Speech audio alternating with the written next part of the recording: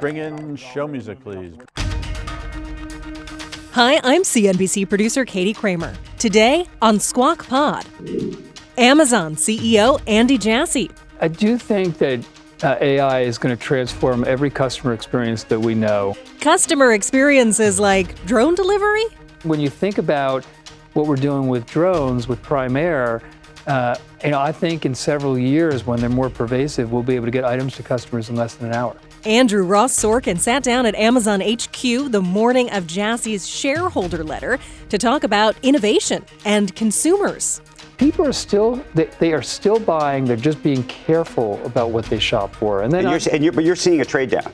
We are. Plus, Amazon's approach to in-office work and Andy Jassy's take on federal regulators cracking down on mergers. I think that some of these organizations are making decisions that are outside the bounds of the law. It's Thursday, April 11th. Squawk Pod begins right now. Stand Becky by in 3, 2, 1. Cue it, please. Good morning, everybody. Welcome to Squawk Box right here on CNBC. We are live from the NASDAQ market site in Times Square. I'm Becky Quick along with Mike Santoli. Andrew is reporting live from Seattle. And Andrew, what do you have coming up today? This is pretty big. Good morning to you, Becky. We do have a big show right here. We are live at Amazon's headquarters in Seattle for a very big interview this morning. Couldn't be better timed. Given all the conversations we're having about the consumer and inflation and so much more. We're going to be speaking this morning with the CEO of Amazon, Andy Jassy, about just about everything. We're going to talk about the state of the consumer, AI, the battle with Microsoft, AWS, advertising, Prime, and so much more. The last time we were here just about a year ago, things were in a very different place. The stock was challenged. There were some layoffs taking place. There was a whole big restructuring taking place around the distribution model at the company. And if you look at where things are right now, even with some of the downward pressure on stocks across the board, you're looking at a market cap of $1.9 trillion. Company now making about $575 billion in revenue, sitting on about $70 billion in cash. Just about now. The stock is up year to date and is now up about 6% since Andy Jassy took over from Jeff Bezos in July 5th, 2021. Of course, that was in the middle of the pandemic. So we have so much to talk to him about, and we will be bringing that interview to you. And as you mentioned, given everything with inflation, given how the consumer may be feeling at this point, really a perfect time to be talking to him about what he sees with his huge retail operations, and then beyond that, what's happening with technology. In fact, if you take a look at where the markets stand right now, after some big declines yesterday, the Dow was down by 420-some points. You saw similar declines at the NASDAQ and the S&P 500. You have the Treasury market, where this was pretty phenomenal yesterday. We got that hotter than expected CPI number. Yields and the markets, the equity markets, moved instantaneously on this. We saw about a 20 basis point move in the 2-year within a matter of minutes. And Mike, what was phenomenal about this was not a major move if you're looking at equities. Pullback of 400 plus points is about 1%.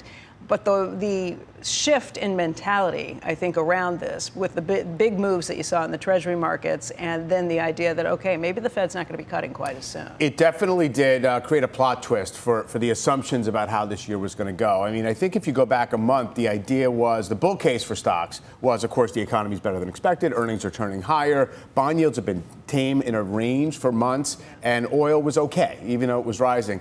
And on top of it all, we were likely to get the Fed to ease pretty soon into a record high stock market and a strong economy. Scenario. And so now it seems there's a little more, first of all, waiting to be done for inflation to get better. And also just, there's trade-offs.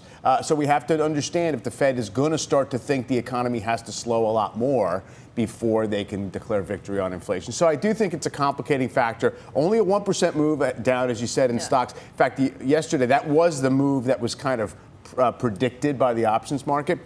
But yields are going to determine if stocks can kind of get out of this fix, because you had some consumer cyclical stocks did suffer. There is some rate sensitivity in this market. And you're looking at things like commodities prices, whether that be oil, whether that be copper, whether that be aluminum, the precious metals across the board, all of those commodities prices higher.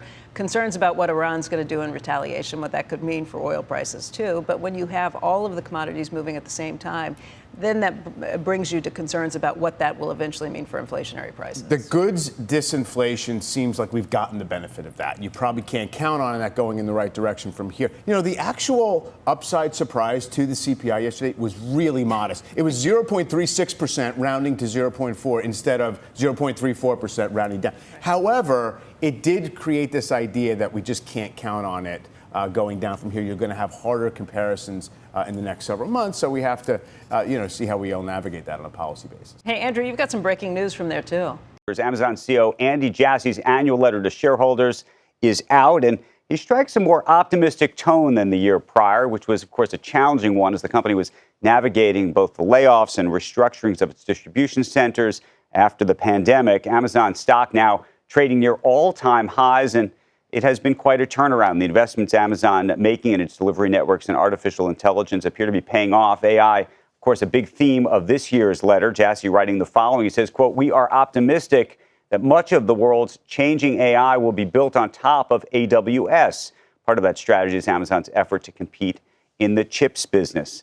Meantime, on AWS sales, Jassy saying that he's seeing big improvements while in 2022, companies were trying to save money. If you remember at the time, they were allowing customers to effectively downgrade and upgrade their services. Jassy saying at the end of 2023, he saw, quote, "cost optimization attenuating, new deals accelerating, and customers renewing at larger commitments over longer time periods." Amazon has changed its delivery network to now a regional model to bring products closer to customers. Jassy saying that the shift has brought down costs, per unit costs, down by 45 cents in the United States. Also, the number of items delivered same day or overnight increasing. This is a remarkable number. We're going to talk to him about it by almost 70%. That's an enormous shift.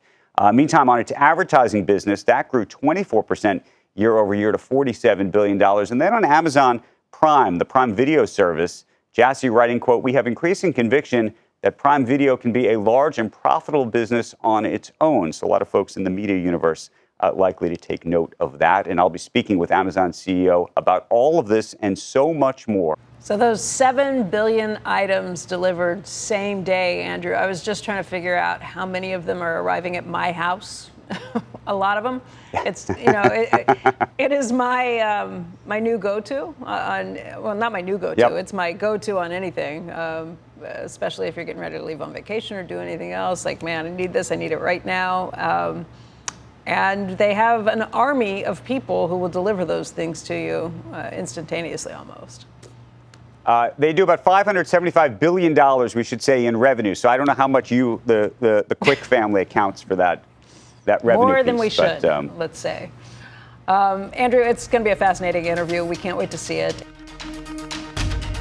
Cheese will be next. Amazon CEO Andy Jassy is next. We'll talk consumers, inflation, what's on Amazon Prime, and so much more, including how artificial intelligence is learning from your shopping data. As you build these really big models, we have not yet gotten to a point where the models are so smart that they wouldn't benefit from more data. And so, I think people are looking for data, but we're being thoughtful about how we use it. Squawk Pod will be right back.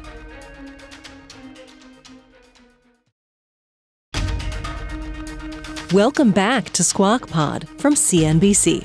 And we're going right to Seattle today for Andrew Ross Sorkin's exclusive sit-down with Amazon CEO Andy Jassy.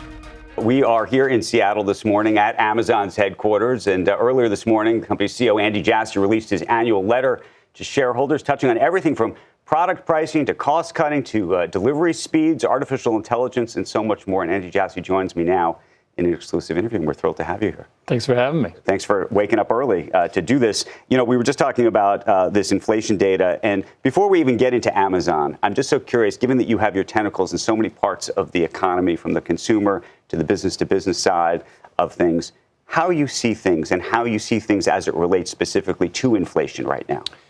Well, what we see are consumers are spending, but they're just being really careful about what they spend on and how much they spend. And so wherever they can, they're trading down in average selling price. You see you see consumers wherever they can find a deal, they take the deal. We see it's going to take a lot for people not to buy detergent or shampoo or things like that. And you can see that in the growth of our everyday essentials business, which last, Q4 of 2023 was over 20% year over year. Some of that is because people are going to buy all the time, but some of that is just because of the speed that we have and we're getting to people so they consider us for more. But people are still, they are still buying. They're just being careful about what they shop for. And then but you're seeing a trade down. We are. We see people trading down on ASP wherever they can. And then I'd say on the enterprise side, the last couple of years, companies have tried to save money however they could. And we saw it a lot in our AWS business and the cost optimization we saw. But I think a lot of that cost optimization has attenuated. And we've seen a lot of the deals that people were talking about with us for a long time, that were sitting on the back burner have started to move. Migrations have picked up again. The pipeline is really full. And I think people have moved from largely trying to save costs to figuring out how to modernize their infrastructure again, move from on-premises to the cloud, and then think about how they can use generative AI to change their business. Are you seeing, though, on the cost side, on the inflation side, things continue to rise? Are there places where you see price declines? Are you seeing anything in terms of wages, either on your own employees or others? Again, we see consumers are spending. They're just trading down. A place where we see it, real impact is, in discretionary items, things like TVs or computers or electronics. We're growing our market segment share at a faster rate there than others, but still at a lower rate than what we see in a healthy economy. I want to start, there's 100 places to go here because you touch on just about everything in this letter, but I want to start with AI because it seems to be the buzzword of everything. When we were here last year, we were talking about AI, but it was unclear, I think, completely where Amazon was going to play in this AI world. And you now say it is going to change everything and that you have really almost shifted the whole company towards AI in almost every space now. Yeah. Well, we've been saying it for a while, and I do think that AI is going to transform every customer experience that we know. And, I think a lot of the discussion has been around applications and starting really with ChatGPT, which really caught people's attention. But we think there are three big macro areas of the generative AI stack, each of which are gigantic and each of which we're investing deeply in. And, I think of it as at the lowest layer are for people that are building their own large language models. And the two things that really matter there is the compute to train the model and to run the predictions of the inferences. And what matters in that is the chip. Right. And then the services that you have to actually build models. And we've got very significant investments there. Most of the early AI models have been built by NVIDIA, but supply is more scarce and people are concerned about cost. And so we've built our own custom silicon in AI. We've built a training chip called Trainium and an inference chip called Inferentia that are meaningfully more price performant than what you can find out there. So a lot of the training, a lot of the predictions are going to be done on those chips. And, and then I would say at that middle layer of the stack are for people that are going to actually leverage somebody else's model, but customize it with their own data and then use our features to make it easy as a service. And we built the service called Bedrock. And a lot of the generative AI applications are being built on top of Bedrock because it's the easiest way to build a high quality generative AI application. Then there's the applications of which, we're building a lot of them ourselves, but the vast majority of those will be built by third parties, and we're optimistic a lot of them will be built on AWS. Let me ask you about this. Let's talk about large language models, because there's just so much focus on it. You have now made investments in Anthropic, which Google has also made an investment in. You're building your own large language model called Olympus. How are you thinking about investing in things like an Anthropic versus trying to build your own? Well, I think the one thing that we've seen pretty consistently in this relatively early stage of generative AI is that customers want choice. They're learning how to build models. They want different model types for different types of applications and use cases. They want different model sizes because it changes the latency and the cost structure. And so, part of the attraction for so many people of Bedrock, I was just mentioning, is just it has the largest selection of models available. It's got not only models that we build, but also Anthropic and Meta with Llama 2 and Mistral and Cohere and Stability AI. So you have a lot of choices. And then Bedrock makes it really simple to move between models and move between model sizes so that you can actually experiment and get the right quality and latency. We're going to, for us, and we see it with our own, we're building dozens of generative AI applications right now, some of which are launched, others are in development. We find it with our own model builders and our own application builders that Sometimes they want to use our own models. Sometimes they want to use third-party models, and we're going to give people choice so they can make those decisions. How important, though, is it for you to catch up on having your own generative AI large language model? Meaning this Olympus project, which has been reported on. How important is that? How far behind do you think you are? What do you have to do to get that to the same level as where Anthropic may very well be, or where you believe OpenAI is today? Well, I mean, first of all, what I would tell you is that this is going to transform virtually every experience we know. It's a gigantic space, and there are going to be a lot of very successful players in it.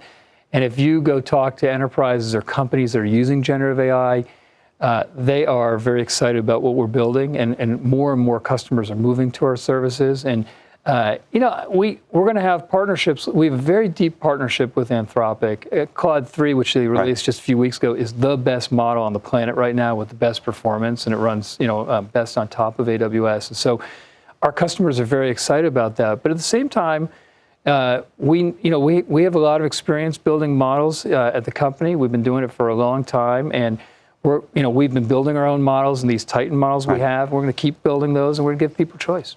Big issue with building these models is the data input that's being used to train.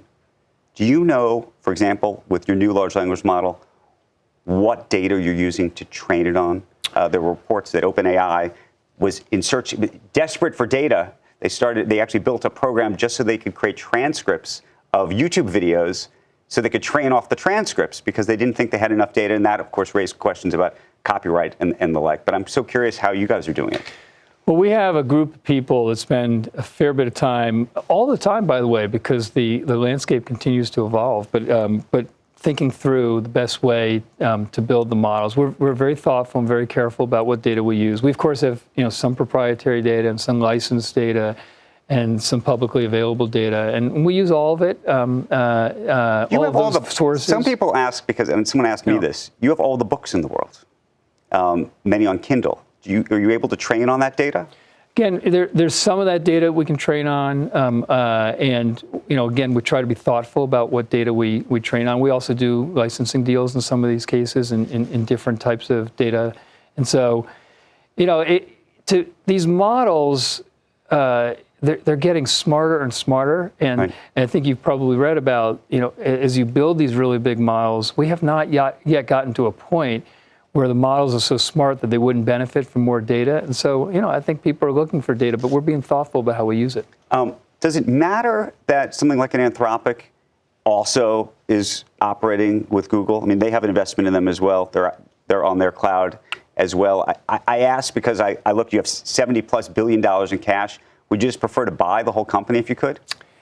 We have a great partnership with Anthropic, and it's true with most technology. If you operate in the technology space, you get pretty comfortable with co-opetition. It's just the way it works, and so we have a great relationship with them, and we're very comfortable with the arrangement. We're excited about the investment. Remember, as part of our relationship, it's not just that we offer their models in an easy-to-way use on Bedrock. They're training their future models on our chips, on Trainium, and they also named us as their primary cloud partner. And so there's a lot of collaboration there. We're really happy about the relationship. Do you think you could buy a firm like Anthropic in this environment from a regulatory perspective?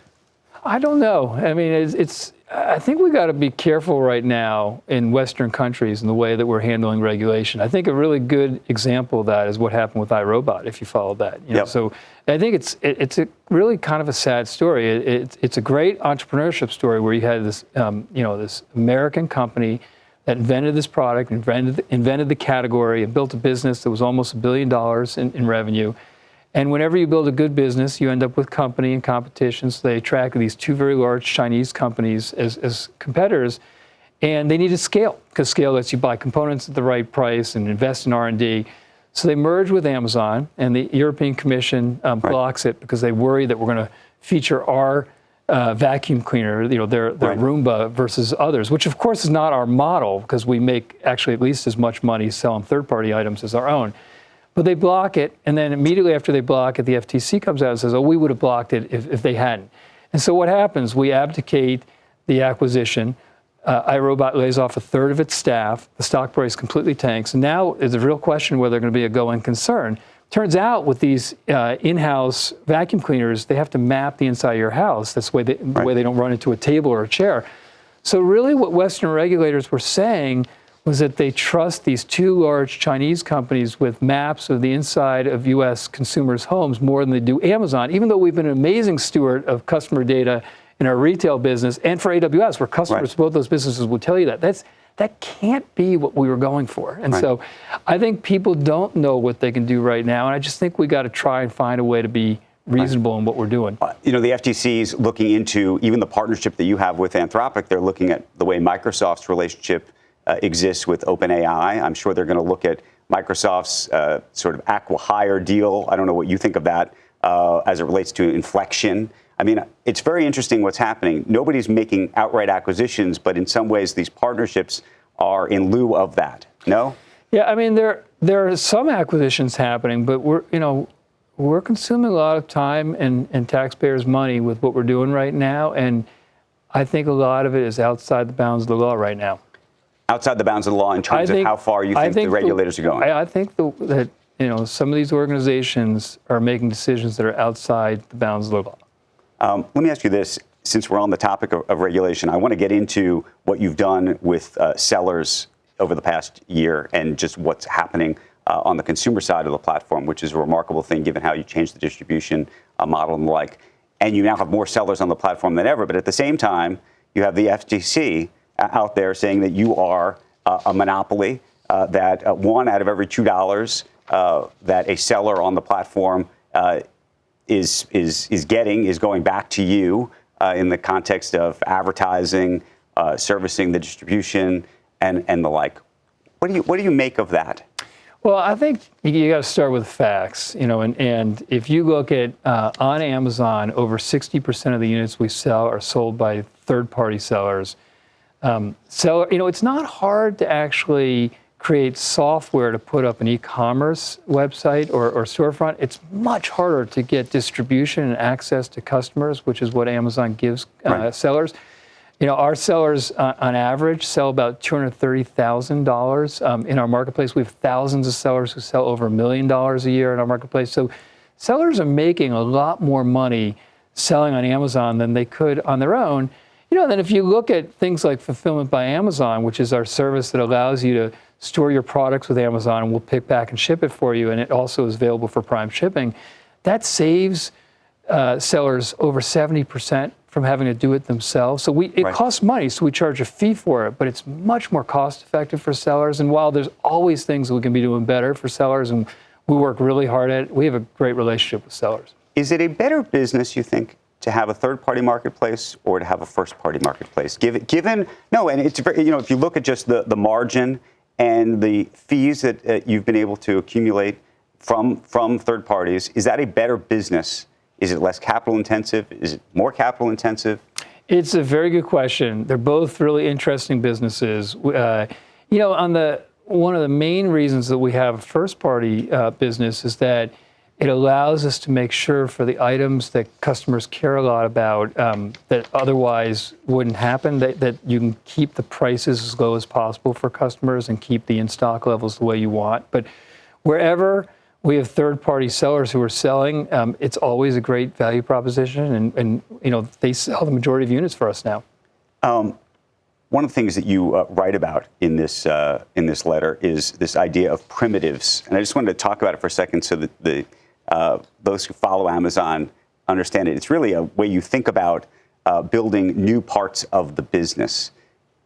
Can you give me a sort of a 60-second overview for those who haven't had a chance to read this letter yet, what that even means? Yeah, so think of a primitive as a foundational building block that does one thing really well and that people can stitch together however they see fit. And when we came up with this idea of primitives about 20 years ago, most of the software and technology services out there were these all singing, all dancing services that did lots of things, but none of them very well. Right. And what we ran into, and we were building that way too. We had a number of these e-commerce services like payments or ordering or item catalog or search, that when we started doing deals with companies like Target, where Target.com used Amazon's e-commerce technology under the covers to try and provide the individual services through APIs so they could customize however they saw fit was way harder than we imagined, because all of our services had depended on each other and become jumbled up. And so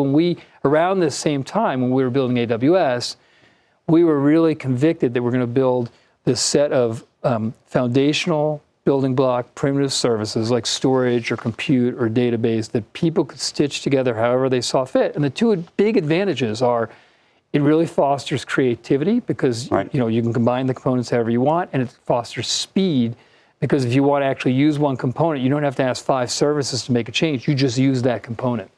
And now you're using that across the board for just about everything that you build. Yeah.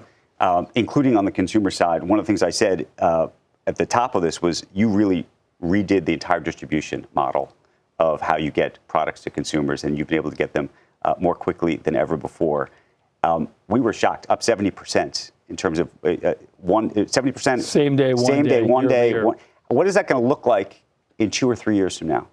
And can you continue to bring the cost down? Because that's one of the pieces of this. I think yes. I think last year, were the fastest shipping speeds for Prime customers in the history of the company. We've been even faster in the first quarter of this year. We have a lot of ideas on how we can continue to take delivery times down. I mean, I talked about we have these same-day facilities where we have, we store about our top 100,000 SKUs there, but we also have nearby fulfillment centers that can inject selection in there. And they're in our major metro cities, and we can those fulfillment centers are so streamlined that we can get from the time you pick an order to when we're ready to ship in as low as 11 minutes. We're doubling the number of those. And then when you think about what we're doing with drones, with Prime Air, I think in several years when they're more pervasive, we'll be able to get items to customers in less than an hour. Okay, I got to ask you about returns, because this is also a big issue, and there's a lot of folks that are very frustrated about what they call fraudulent returns. I didn't even realize that this was a thing. So people are buying stuff on Amazon, oftentimes from third parties, and then they return it, but they don't return the actual product. So it would be, I'd buy these sneakers, and then I'd return a fake version of the sneakers back, and they're grappling with that. Is that something, how do you deal with that?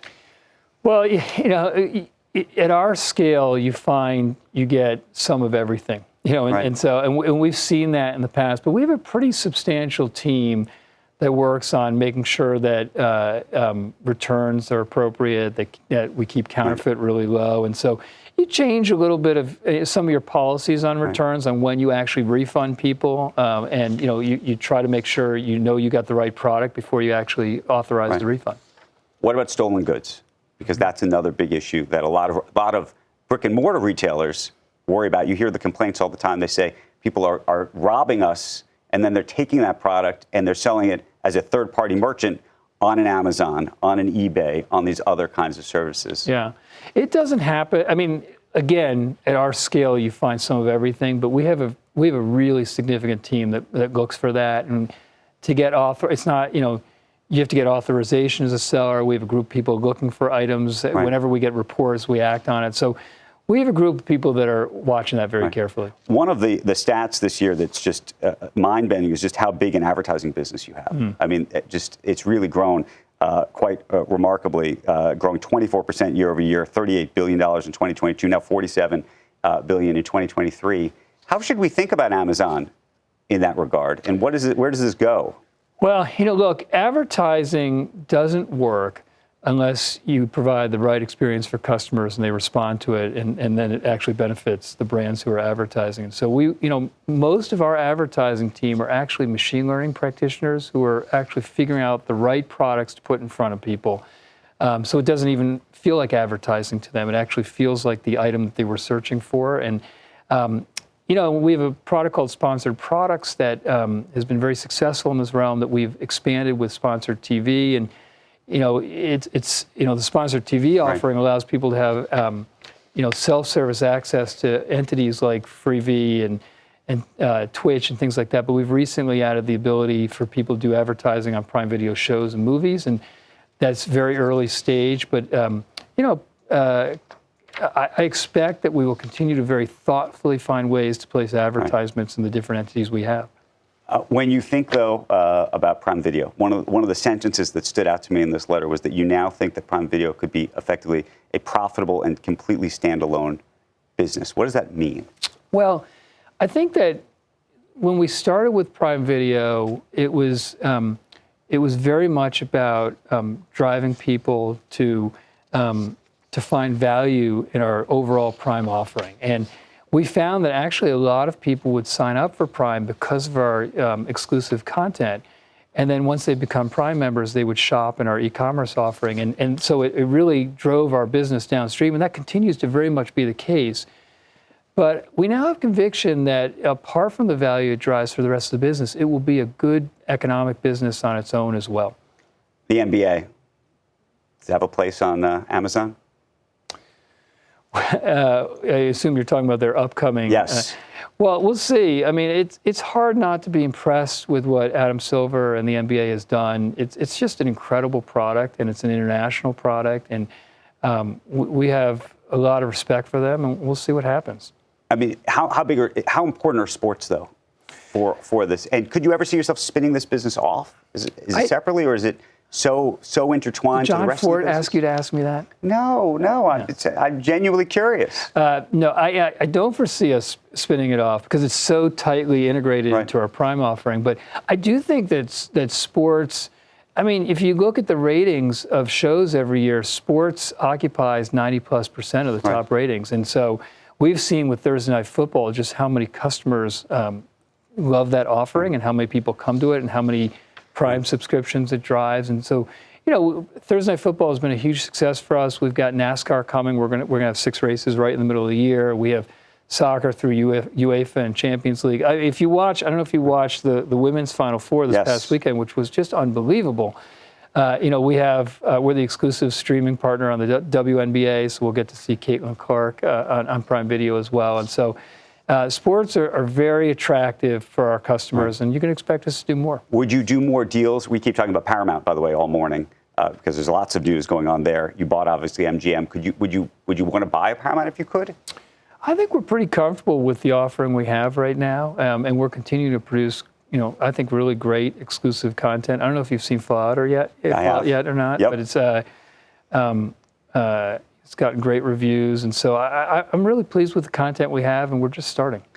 Kuiper, let's just talk satellites real quick, because I'm trying to hit everything we can. I like that you said let's just talk satellites real quick. It's very hard to talk satellites real quick. When do you think we're actually going to see this product? And this would compete, of course, with Starlink. Well, Kuiper is our low Earth orbit satellite business that we're building. There's 400 to 500 million households across the world that don't have broadband connectivity. They can't do the basic things we take for granted. And in October, we got 2 end-to-end prototypes up where we were able to exercise all the functionality, which is really rare in a prototype test like that. And so we're putting the satellite up. The first big production pieces will be the second half of 24, and we expect to have the service up in the next year or so. And then finally, real quick, I talked last week to Steve Cohen, the investor, and we were talking, and he has a very interesting thesis. He thinks we are completely moving to a 4-day work week that will be like truly established and will change economies as a result of it. I know we were all struggling to get people back to the office to begin with. What are you seeing right now, and do you actually think there is a complete change in how it therefore affects the economy? I think, my own view is that I think we're on a journey, and we still don't know yet where we're going to end up. And what I've noticed since we've gotten people back in the office at least 3 times a week is that the collaboration is much better. If you do a lot of innovation, which we do, just, the way you innovate, it's not like you schedule an hour and you innovate and you invent something and you're done. It's messy, it's meandering, it's wandering. It often takes 90 minutes. When you're done, you don't quite get there, and 2 people get on a whiteboard and work it out, after the meeting. And so I noticed the collaboration is better, the innovation is better, people understand the culture better, they're more connected to one another. And I just noticed that we've kind of gotten back to our culture more since we've been back in the office. Okay, we're going to leave it there. Andy Jassy, it has been quite a remarkable year. The stock up 22%. It's near an all-time high, and we appreciate seeing you. Thanks for having me. Thank you for touching so many different topics this morning. Becky, I'm going to send it back to you. Andrew, I think the thing that jumped out the most to me is his pretty strong take on regulation and how overreach in regulation is really changing things. It's something we hear from a lot of businesses, but Andy Jassy speaking out very forcefully on that. Andrew, great job. We will see you back here tomorrow.